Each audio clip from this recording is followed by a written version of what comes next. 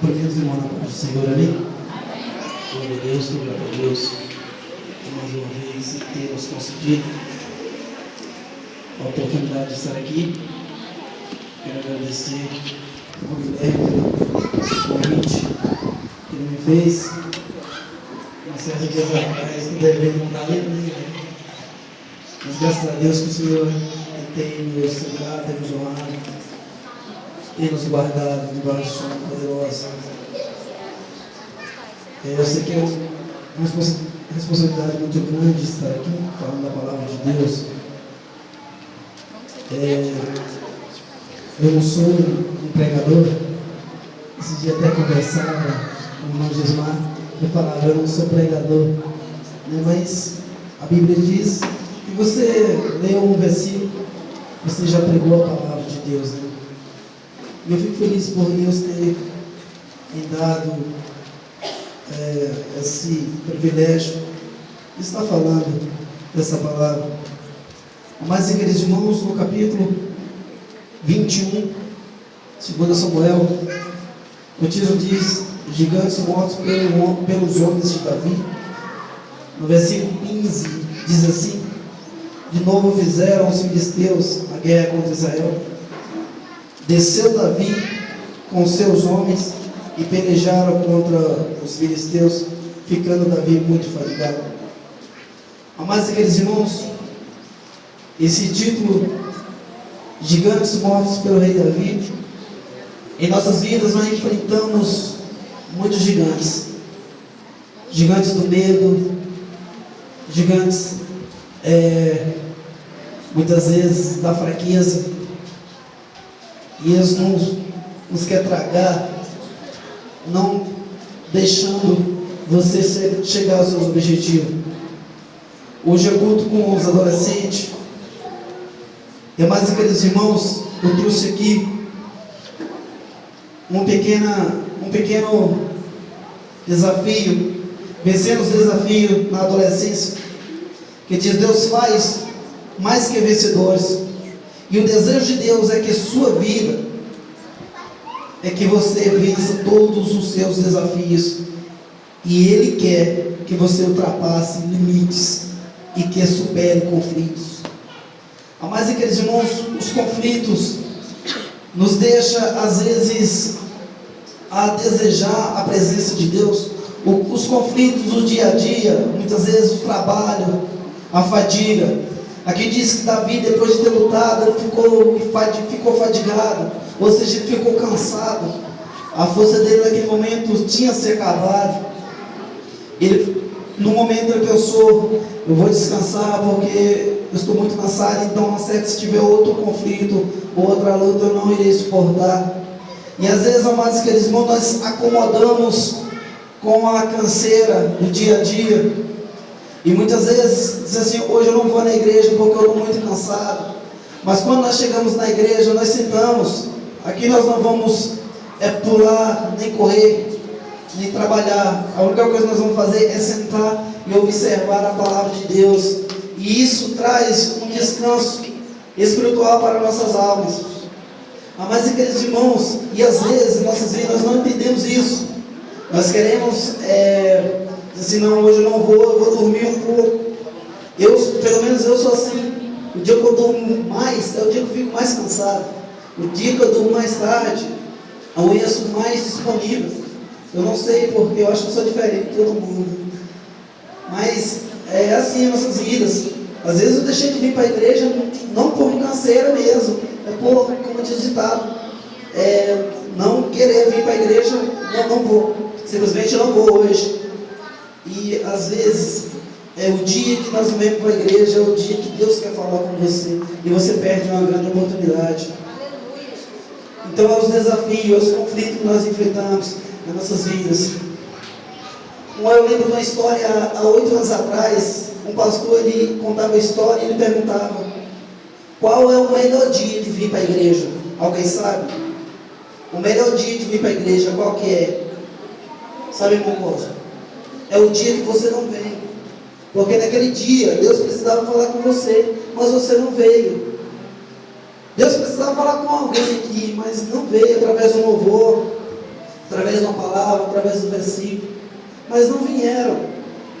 Mas aqueles irmãos, e nós nos deixamos acomodar com os conflitos da fadiga, e às vezes nós perdemos algo da parte de Deus. O povo de Israel gastava 40 dias para chegar até a terra prometida. Por canseiro, por conflito, blasfêmia contra Deus, passou 40 anos. E diz a Bíblia Sagrada que só daqueles que entraram foi Josué e Caleb, o resto nenhum. Amados e queridos irmãos, e é assim em nossas vidas, o conflito. A estratégia do diabo sempre será paralisar. Se você peca, você fica onde o diabo quer. Quando você faz algo errado, procura sempre se esconder.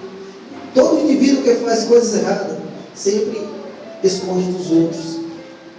Se nós observarmos a palavra de Deus, no livro de Gênesis capítulo 3, versículo 8, quando o Senhor chama Adão, e Adão está escondido, e o Senhor chama Adão, ele diz: "Ó Senhor, ouvi a tua palavra e fiquei com medo." Porque naquele momento ele temeu, ele errou, ele temeu de Deus fazer algo, sei lá, qualquer coisa com ele. Eu pequei, e o que eu vou fazer agora? Porque eu não sei, mas porque quando peca, você fica impossibilitado de dizer: mas o que eu vou fazer? Procura de qualquer lado, procura situações, como é que eu vou fazer para sair dessa situação? E Adão chegou até Deus e falou: "Não, Senhor, eu me escondi porque eu percebi que estava nu." Então, amados e queridos irmãos, nós escondemos. Quando nós pecamos, nós escondemos dos outros, tentamos esconder de Deus, mas Deus não se esconde, porque a palavra dele diz que ele revela o profundo e o escondido, tudo que está em treva, porque com ele mora a luz. Aleluia. Amados e queridos irmãos, a palavra de Deus é: se você honra a Deus em oculto, Ele te honrará em público. Mas quando você peca contra Deus, nós temos que ter muito cuidado, porque Deus pode dizemos assim, passar vergonha no meio de todo mundo, e todo mundo ficar sabendo ali. Então temos que ter muito cuidado com isso. Glória a Deus. Amados, diz assim ainda: os adolescentes vivem em fase de descoberta, que é um período onde ele acha que vai encontrar o par ideal. Muitas vezes procura o namoro escondido dos pais, do disciplinador, do seu pastor, e o que pode trazer consequência desagradável. Que vive escondido, vive nas trevas. Deus não quer que você seja trevas, afinal Ele te fez para ser luz. Seja luz, esteja aceso, para que somente porque somente o pecado pode lhe apagar. A Bíblia diz que o pecado nos faz separação do homem e Deus. Não é que quando você peca, Deus não está te vendo, Ele está te vendo. Ele só não te responde, porque você está em falta com Deus. A Bíblia diz que o pecado faz separação entre o homem e Deus. Ele diz: porque todos pecaram e destituídos estão da glória de Deus. Ou seja, Deus se vê, só que por você estar em falta com Ele, Ele espera que você vá lá e pede o perdão, pede que você precisa, para que Deus venha te perdoar, você tenha acesso a Ele novamente. Aleluia. Glória a Deus. O pecado tira a circulação. Esse alvo do diabo, o alvo do diabo é tirar você de circulação, porque você é uma ameaça para ele. O inferno, em instante nenhum, o seu objetivo é tirar do foco de Deus. Ele só descansa quando alcança seus objetivos. como vencer os conflitos. Às vezes um pastor lá do Rio de Janeiro, ele orou 30 dias, porque a igreja dele foi fechada. E no 28º dia, ele estava numa febre de 80 graus. E ele foi para o monte orar. E um daqueles irmãos falou: pastor, você é louco, você vai morrer lá. Ele falou assim: quem quebra compromisso com Deus é tolo. E foi. Os 30 dias da campanha, fechou os 30 dias da campanha. No outro dia o prefeito mandou chamar ele e abriu a igreja dele novamente. Até hoje está lá aberta. E muitas vezes nós não queremos chegar ao objetivo. O objetivo do diabo é tirar-nos da presença de Deus. Ele só descansa quando nos tira da presença de Deus, porque nós incomodamos ele. Quando você é luz, você incomoda o diabo.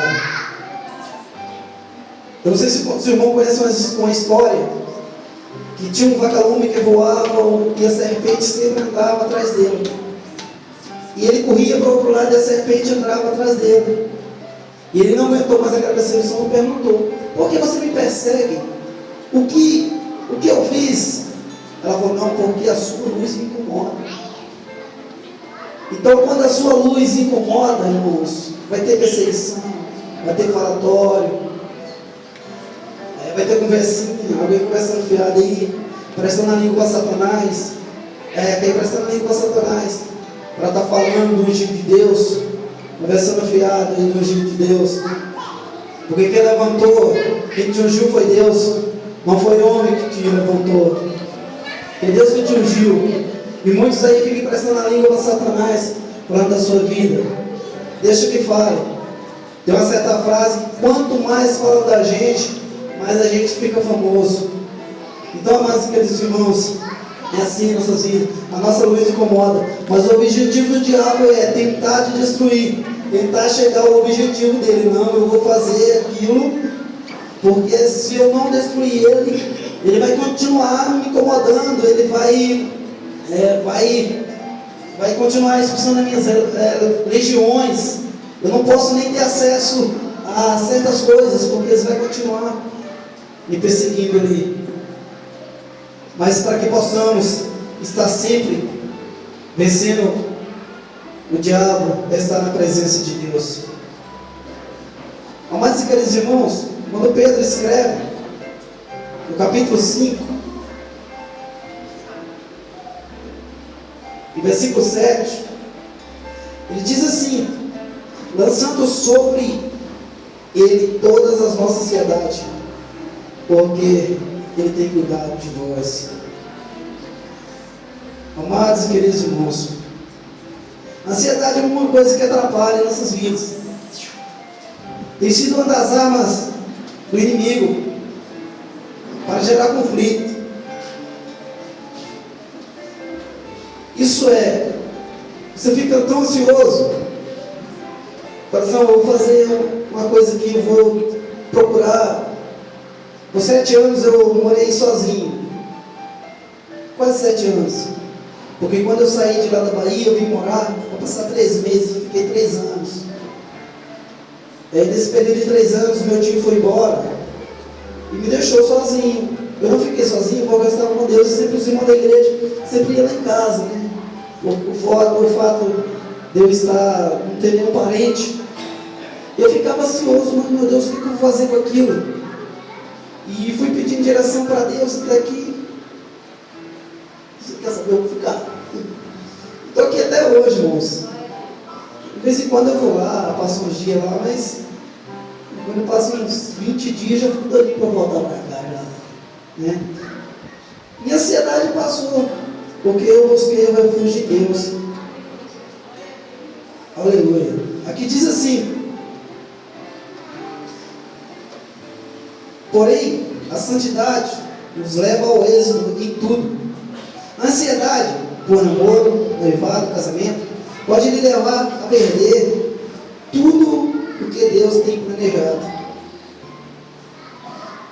para a sua vida. Muitos adolescentes, por não quererem ficar sozinhos, ficam passando de mão em mão em um tremendo conflito. A ansiedade em que Ansiedade, em qualquer situação, leva homens à inquietação, trazendo perturbação de espírito, e o que leva o indivíduo a tomar decisões erradas, como por exemplo, um casamento precipitado. Então, amados e queridos irmãos, nós temos que ter muito cuidado com isso. A ansiedade é muito perigosa. Pedro escreve, lançando sobre ele todas as nossas ansiedades. Aleluia. Ele tem cuidado de vós, porque ele tem cuidado de vós. Tudo que nós somos perdidos, que devemos perdidos, seja, Senhor, é da tua vontade. Eu contei um testemunho lá, semana passada, ali, o pastor Renato. Eu tinha o desejo de comprar um carro, mas eu não tinha condição, isso era pouco. E eu falei com Deus, Senhor, me dá um carro para fazer a tua obra. Como tinha muitos irmãos na roça, era muito longe, não tinha como eles vir. Deus me deu um carro velho. Eu comecei a fazer a obra de Deus. Os irmãos me chamavam, eu ia fazer a obra de Deus. Depois Deus me deu um carro novo. Ele falou que eu queria colocar mais na roça. Deus pegou e me tirou e me deu outro carro novo. Agora eu ando mais a pé e ter carro. Mas é assim nossas vidas, né? Porque nós não sabemos, e quando pedimos coisas a Deus, Senhor, eu quero isso, o Senhor vai te dar aquilo que você pediu. O milagre que você quer, ou seja, a sua fé é do tamanho do milagre que você quer. Se sua fé é grande, você vai receber um milagre grande. Se sua fé é pequena, você vai receber um milagre pequeno.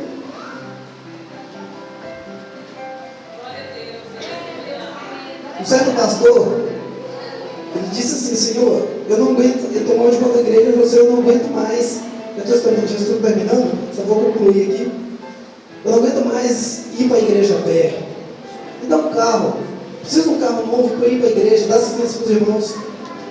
O Senhor deu o carro para ele, no primeiro dia que ele foi na igreja, a estrada toda esburacada,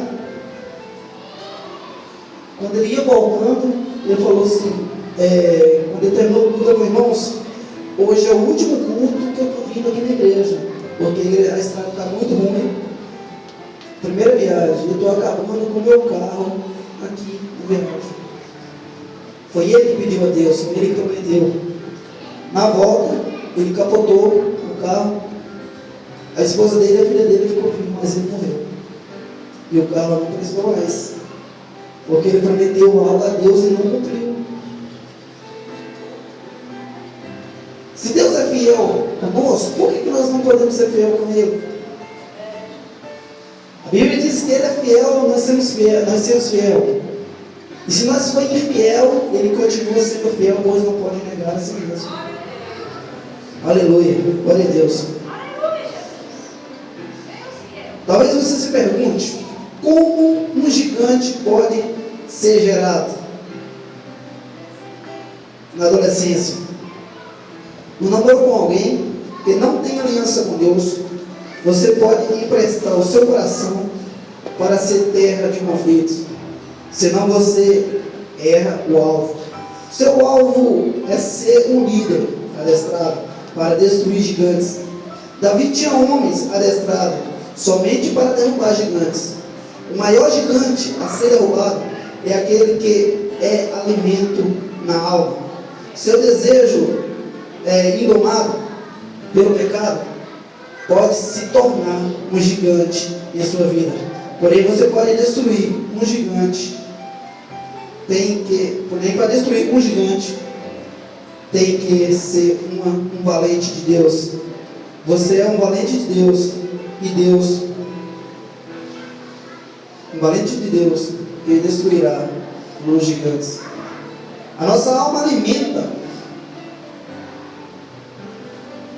comportamentos errados, e isso gera confusão. A intenção do diabo é lhe colocar em cadeias, é aquilo que eu já falei. Aleluia. Só concluir aqui. Às vezes um gigante chamado sensualidade, namoro, ilícito, mentiras, mágoas, rancor, timidez e medo pode ser os gigantes que você tem alimentado em sua alma. Uma alma pode ser canal espiritual. Uma questiona e outra obedece. A vontade de Deus é que você vença os seus limites, porque afinal Ele te chamou para conquista ilimitadas. Deus nos chamou para conquistar o possível. Por que o possível? Porque nós não podemos conquistar o impossível. Eu costumo dizer uma frase assim: faça o possível, porque o impossível Deus já fez com você. Muitos dizem por aí que Deus é o Deus do impossível. Não, Deus é o Deus do possível. Para mim, Ele é Deus do possível, porque tudo para Ele é possível. Ele não é o Deus do impossível. Eu creio nas promessas dEle que Ele fez para a minha vida. Creio nas promessas de Deus que Deus fez para a vida dos irmãos e que Deus determinou em nossas vidas. A palavra de Deus diz que Ele não é homem para que minta, nem filho do homem para que se arrependa. Então, se Ele te prometeu algo, Ele vai cumprir. Ah, irmão, mas não cumpriu ainda há muito tempo, eu estou esperando. Mas aprenda a esperar o tempo de Deus, porque o tempo de Deus não é o seu tempo. Então, na hora certa vai chegar, e essa palavra vai entrar no nosso coração. Eu agradeço a oportunidade em nome de Jesus.